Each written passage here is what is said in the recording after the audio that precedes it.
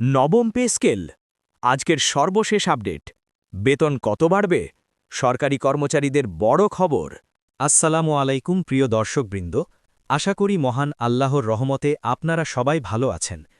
আপনি যদি সরকারি চাকরিজীবী হন, পেনশনভোগী হন অথবা নবম পে স্কেল নিয়ে বিস্তারিত জানতে চান, তাহলে এই ভিডিওটি একদম শেষ পর্যন্ত দেখুন।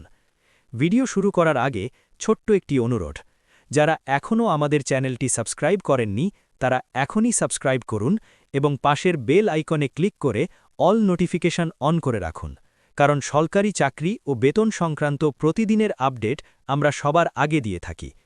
চলুন শুরু করা যাক আজকের গুরুত্বপূর্ণ সংবাদ। প্রিয় দর্শক, নবম পে স্কেল হল বাংলাদেশের সরকারি কর্মচারীদের জন্য প্রস্তাবিত পরবর্তী জাতীয় বেতন কাঠামো। বর্তমানে আমরা কার্যকর আছি অষ্টম জাতীয় পে স্কেলে, কিন্তু মূল্যস্ফীতি বেড়েছে, নিত্যপণ্যের দাম বেড়েছে, বাসা ভাড়া, চিকিৎসা, শিক্ষা খরচ বেড়েছে। এই বাস্তবতায় অষ্টম পে স্কেল ইয়ে চলা অনেকের জন্য কষ্টকর হয়ে পড়েছে।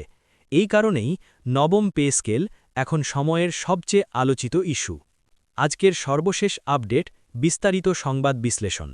আজকের নির্ভরযোগ্য সূত্র অনুযায়ী নবম পে স্কেল সংক্রান্ত ফাইল আবারও নড়াচড়া শুরু হয়েছে।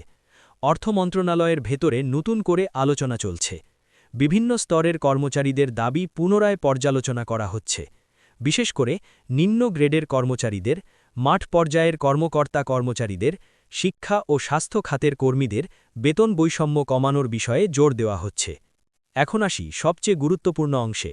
যদিও চূড়ান্ত ঘোষণা হয়নি, তবে সম্ভাব্যভাবে বেসিক বেতন ২৫ থেকে ৪০% পর্যন্ত বাড়তে পারে, ইনক্রিমেন্ট হার পুনর্নির্ধারণ হতে পারে, গ্রেড সংখ্যা কমানো বা পুনর্বিন্যাস করা হতে পারে।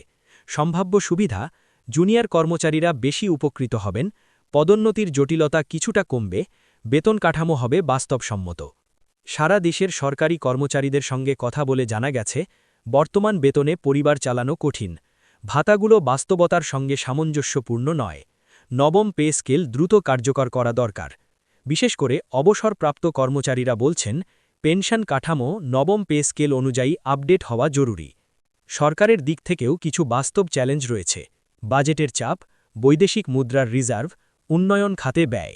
তবে বিশেষজ্ঞদের মতে ধাপে ধাপে নবম পে স্কেল বাস্তবায়ন সম্ভব। প্রথমে বেসিক বেতন বাড়ানো যেতে পারে। অনেকের প্রশ্ন, কবে কার্যকর হবে নবম পে স্কেল? ধারণা করা হচ্ছে বাজেট ঘোষণার পর অথবা পরবর্তী অর্থবছরের শুরুতে। প্রথমে ঘোষণা, পরে ধাপে ধাপে বাস্তবায়ন। অনেকে সোশ্যাল মিডিয়ায় বিভিন্ন তথ্য পাচ্ছেন। সব খবর সত্য নয়, অনেক ভুয়া স্কেল ঘুরছে। আমাদের অনুরোধ, অফিসিয়াল ঘোষণা ছাড়া কোনো তথ্য নিশ্চিত ধরে নেবেন না। নির্ভরযোগ্য চ্যানেল ফলো করুন। সবশেষে বলতে চাই, নবম পে স্কেল সরকারি কর্মচারীদের অধিকার ও প্রত্যাশার বিষয়। আমরা চেষ্টা করেছি আজকের শেষ আপডেট দিতে, গুজব নয়, বিশ্লেষণ তুলে ধরতে। আপনার মতামত কমেন্টে জানান। ভিডিও ভালো লাগলে লাইক দিন, সাবস্ক্রাইব করে আমাদের সাথে থাকুন। পরবর্তী বড় আপডেট নিয়ে আবার দেখা হবে। আল্লাহ হাফেজ।